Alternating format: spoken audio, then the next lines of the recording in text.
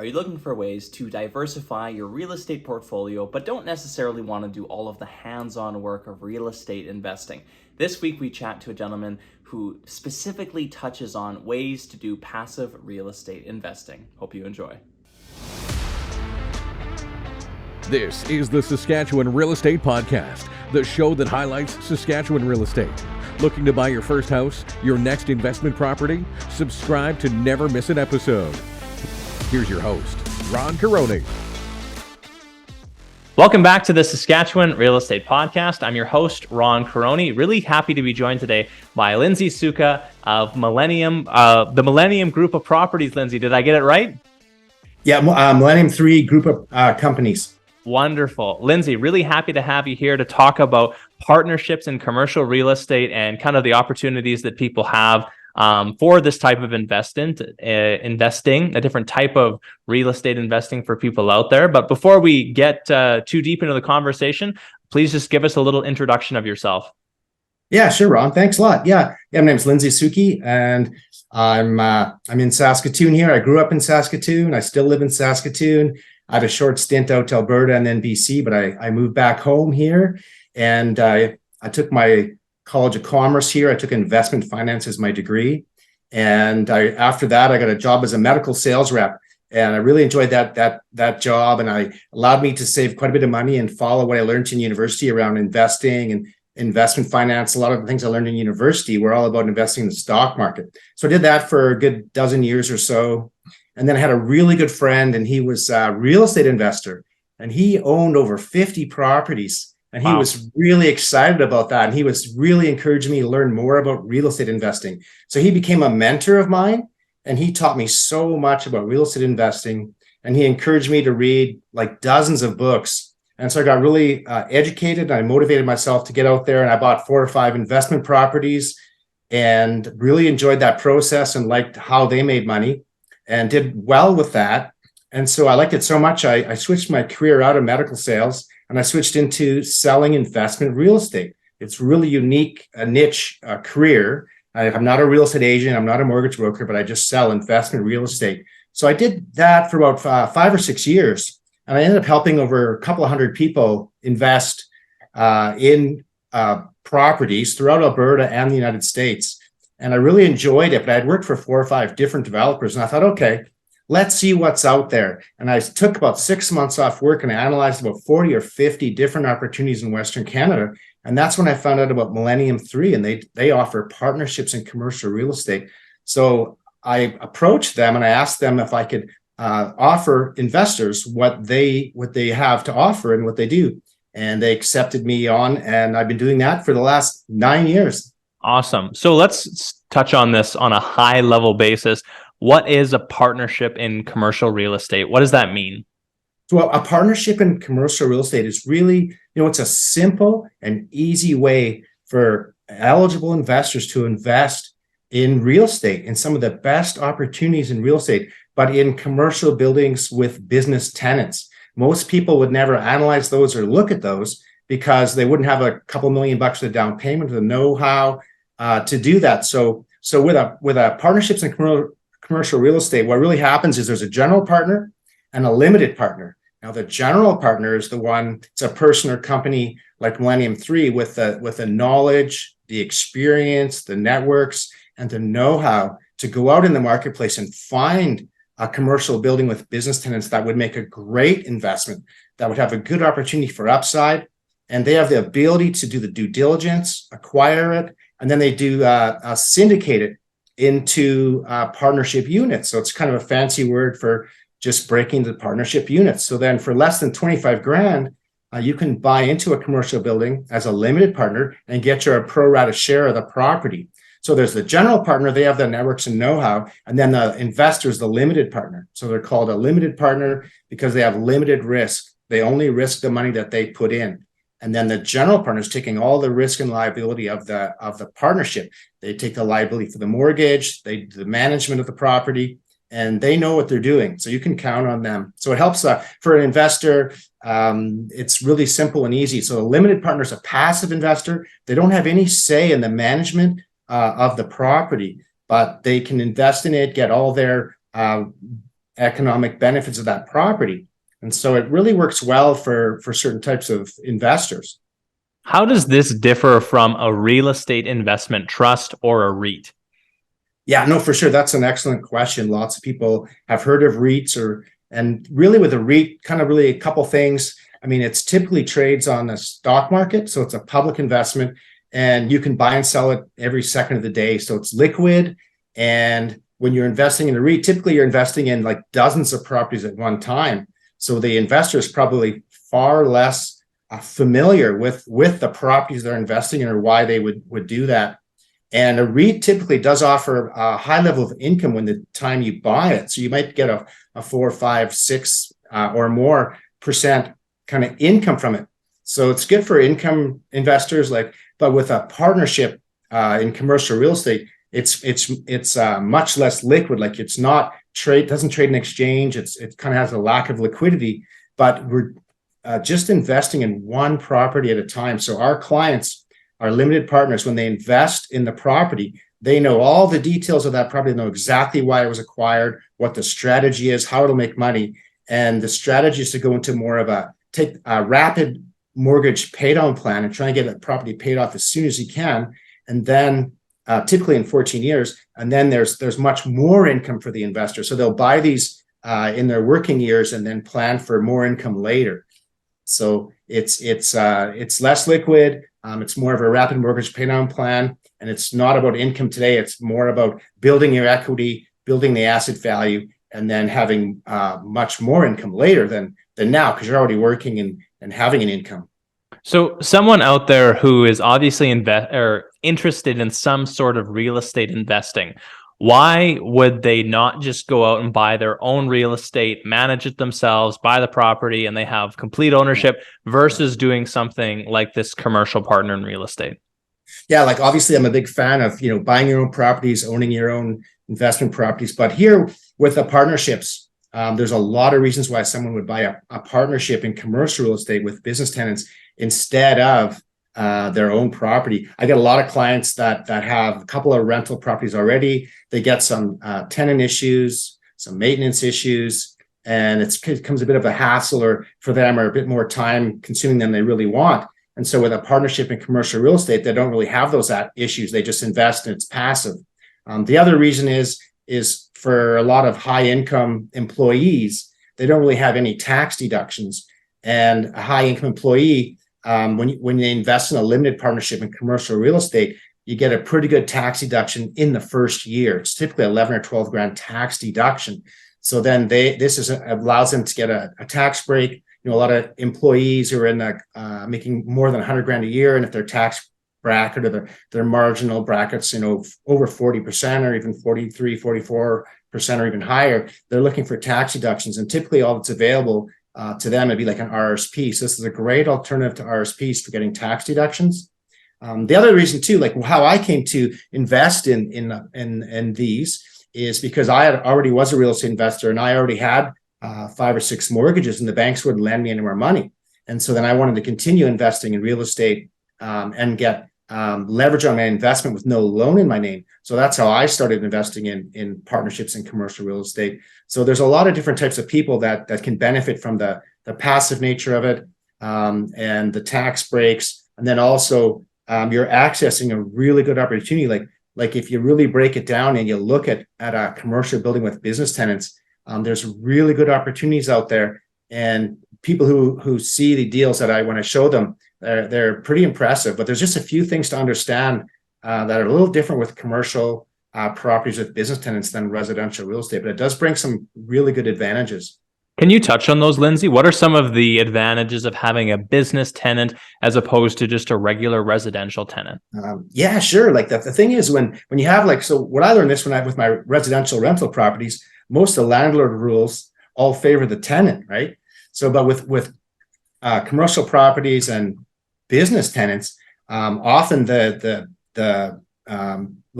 Millennium 3, the general partner, they'll have triple net leases for the tenants. So really with a triple net lease, the tenant is paying the property taxes, the mortgage, the insurance, even a lot of the maintenance within their unit. And then they're also paying the rent on top of that. And often they have to sign a lease that's for multiple years with increases built in. And they often have to guarantee all those rent payments as well. So business tenants are kind of really locked in a lot more tighter than a residential tenant. So you can do that. And then also typically with a commercial property with business tenants, they're valued differently as well. So they're valued based on the net operating income. So the more the income of the property goes up, the more it's worth. So you drive the value of that property through driving up the net operating income. It's not like residential real estate where it's just based on the wave of the market, either waving up or down. Interesting. Okay, awesome. Thanks for explaining that. If an investor is looking to buy into something like this, what can we tell them about how they're going to get paid, or what benefit, or how are they getting the return on their money, Lindsay? Yeah. Yes, exactly. So basically that the investor is making money a lot of the similar ways as they do with their own rental properties. So a limited partner is a direct beneficial owner in the property. They get their pro rata share of the property. So all the economic benefits really flow through to them. So as the property is having increasing rents or increasing cash flow, they're making money every month as their mortgage payments made. Part of the principal gets paid down. So they're building equity that way. And then if there's appreciation in the property, they're making it money that way. And then the rapid mortgage paydown plan is very productive on a return on investment perspective. So if the property can be paid off in 14 years, let's say, instead of, typically a lot of people are taking 20 or 25 years to pay off a property, you can pay it off in 14 years. That's like 11 years earlier than typical. And then the cash flow starts coming in. So it's more like a pension-like income in a sense. So when the property's paid off, and then all the net rent flows to the partners, and then they have an ongoing income that's passive. What are the exit strategies? So if you're any time along the way and you want to get out of your share, how would you do that, Lindsay? Or what are the different ways that people exit their share? Yeah. So really, ideally, like when we talk to people about these, they're considered non-liquid investments. So we don't really offer too much of an exit strategy in the commitment period, which is 14 years. So sometimes if someone really needs to sell their unit in the first 14 years, like before their property's paid off, it's usually like a divorce or an estate sale. And that partnership unit can be offered to the other partners in the partnership. But typically we ask people to commit for the 14 years or until it's paid off. That could be 13, 14, 15 years. It could vary a bit depending on how well the property does. I mean, we're shooting a little bit far out in the future. But at the time when the property's paid off, it's kind of the end of the commitment period, then there's a vote held. And then if people want to sell, they can sell. If they want to stay in, they stay in. But basically, the limited partners are passive, and they'll follow what the general partner recommends. If the general partner, Millennium 3, recommends, let's keep this is good, let's stay in, let's keep earning ongoing cash flow, people will agree. Or if the Millennium 3 says, you know what, we made a good money on this, or maybe for whatever reason, they might say, let's sell it, then people tend to follow what they suggest. But ideally, with a lot of our clients, when I sit down with them and I explain this in detail to make sure they understand it correctly, because that's really my role, is to make sure they understand it correctly and that it's right for them. So I'm licensed, to advise them in that sense. But a lot of people who will do these are looking to create more passive income for the future or their retirement. And so they try to time these out. Like, for example, if someone wants to be financially free and retired at age 65, they probably want to get into some of these units, before they're 50, 51, 52, 53 years old, and try to time it out fairly similarly. And then they can build their future passive income. It's a great financial planning tool in my mind in a lot of ways, because if someone, say, has a financial goal of having $100,000 a year in passive income in retirement, and let's say they have projecting based on their pension plan, their RSPs, and other sources of income, maybe a rental property, let's say they're projecting at $80,000 a year in passive income. Well, each one of these partnership units is projected to have a passive income of $5,000 a year when the property's paid off. So if someone has had a gap or a shortfall of $20,000 a year, they could buy, say, one partnership unit a year for 4 years in a row, and that would be projected to fill that gap they have. So it's a good financial planning tool to add in amongst your RSPs, TFSAs, pension plan, or other rental properties. And that's how we find a lot of people use these. Awesome. Can we talk about more of the reasons why these might not be the right fits for some investors, Lindsay? Let's talk about some of the cons of this type of investment, Yeah. if you can kind of name a few. Oh, certainly. Yeah. Yeah. So for a lot of people, when people decline them, often they may not be comfortable with the lack of liquidity or the timeline. They might, when you invest in these commercial buildings, you're really investing in the economy. And so the better the economy does, the better you do. If the economy doesn't do that well, then you might not do well. The other thing is too, like it is possible for a property to have unfortunate extended vacancies. That's possible. And then that could really affect the property as well. So that can happen. Or if there's some unexpected maintenance issues that were never planned for and that just came up, that'll negatively affect the property as well. So there's things that can happen. Anyone I sit down and talk with and I go through it with them, if they're like it and they want to make sure they know all the details, we have a full offering memorandum, which is a full book that discloses what would be all the risks involved in the investment. And we want to make sure everyone understands there are risks. It's not guaranteed investment. And we do find that people, once they go through all the information, they're quite comfortable with it. But it's the better the property does, the better you do. So it's really important that you have a strong partner, like a general partner like Millennium 3. They have 40 years experience in acquiring and managing these types of properties. At the time of recording this, we're kind of in the middle to end of November of 2022. The commercial space specifically in Saskatoon is quite tight. Can we talk about just like the market, the current market conditions? And, you're kind of saying that, the economic downturn in the market, but we're actually seeing quite a strong market in Saskatoon right now, Lindsay. Could you quickly just touch on that? Oh yeah, no, that's really good because right now, is a really good time actually in the space. With in Saskatoon, for example, like the industrial, like Millennium 3 has been focusing mostly on industrial type properties. And in Saskatoon, the latest Collier's report shows that the vacancy rate is extremely low. Like some areas are 1% vacancy or 2% vacancy. So it's extremely low. There's really limited available space now. And in the last 3 years, there's been almost no new construction in industrial properties. And there's really nothing to rent per se, and there's really no new constructions lined up to fill this void in the market. We have a really strong growing economy right now, and a lot of news reports are saying we'll lead the nation in economic growth. So right now, what's happening in Saskatoon is the average asking rents on industrial properties has increased 14% in the last year. Wow. So that's really strong for the people who are currently invested in this, and hopefully the projections kind of bode well into the future for that as well. Awesome. That does for a lot of my questions, Lindsay. I like to ask everyone who comes on the podcast this question: is if you could go to a younger version of yourself, what advice would you give? Well, how much time do we have? Yeah. Yeah, no, I could have used a lot of advice when I was really young, but I thought about that for myself, and really, you know what? Like I've really enjoyed doing this type of job and meeting so many people, and it's wonderful to know and have a network of really smart, intelligent, motivated people. If I could go back in time and give myself advice, there's all these people. I mean that I knew of, we grew up in a really good neighborhood. It was full of smart, wealthy families doing really well. And even when I went through commerce, like there were so many amazing people that I met. And if I went back in time, I would say, you know what?